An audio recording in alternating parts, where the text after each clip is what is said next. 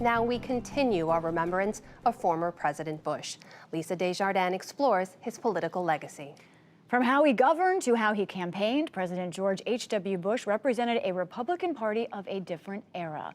To help map out the differences of the political landscape of then and now, of course, I'm joined by Tamara Keith of NPR and Stu Rothenberg of Inside Elections for Politics Monday. Let's jump right into this. Now, President George H.W. Bush said he voted for Hillary Clinton. At his funeral, President Trump will not be speaking. He will attend, but that is unusual. Stu, I want to start with you. What do you think these two different Republican presidents represent about their party, and where is the Republican Party now? Boy, what a change, huh? Yeah. George W. Bush was born into a family, Senator Prescott Bush, who was Dwight Eisenhower, Henry Cabot Lodge, Nelson Rockefeller Republican, and look where Donald Trump is today with the Republican Party. The party has changed fundamentally in terms of values, language, identity, and coalition partners. You can't even compare it. It's really like two different parties. Tamara, what do you say? Well, I mean, just look at policy, right? If you look at trade, George H.W. Bush really negotiated NAFTA. That really was negotiated during his presidency, even though it was ratified during the Clinton presidency. You have President Trump over the weekend saying that he is going to terminate NAFTA soon. He doesn't say exactly when. So, and then just in terms of style, they really couldn't be more different in terms of style, in terms of President Bush saw people as opponents but not as enemies in ways, and President Trump sees his political opponents as enemies forever. Let me add one other difference.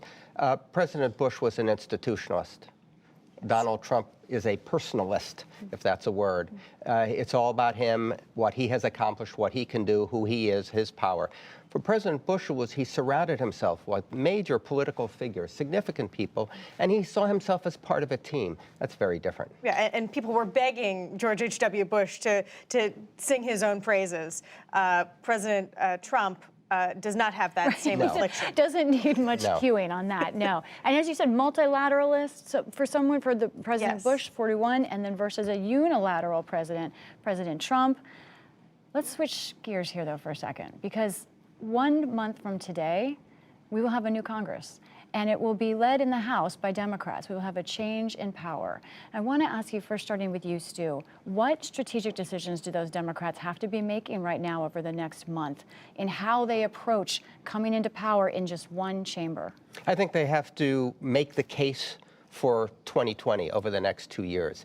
They have to establish an agenda. Look, the House Democrats know they're not going to get anything enacted into law because the Republican Senate and the White House isn't going to want to agree to anything that House Democrats really want. But that doesn't mean the House Democrats should either just come off as they're opposing whatever the Republican initiatives are or opposing the president. They need to pursue an agenda. They need to look at things like infrastructure and health care so that they establish a base on which their presidential nominee can run, and so that they can run for re-election as people who tried to do something. We know that they're not going to accomplish a lot, but if they can go to the voters and say, we did this, and this, and the Republicans didn't address those issues, Democrats will be in better shape. I so love someone thinking about the long term in Washington, Stu. But I'm going to, Tam, what's up first? What are the first, do you think, things that are going to pop up for these House Democrats? Well, one thing that will pop up is if President Trump follows through on, as he calls it, terminating NAFTA, that would start a 6-month clock and sort of force the hand of congressional Democrats who will control the House to decide, are they going to ratify this new NAFTA known as USMCA, or are they not? He's saying he's going to give them a choice. That will be an interesting thing to watch. The other thing that I'm really watching is, John Boehner and Paul Ryan have been vexed by the Freedom Caucus in the House. The most conservative members, the most Trumpy members in some ways. Will Nancy Pelosi and Democratic leaders, will they be vexed by the freedom, whatever the liberal alternative, the Democratic version of the Freedom Caucus? Or will she be able to sort of keep everyone in line for the next 2 years?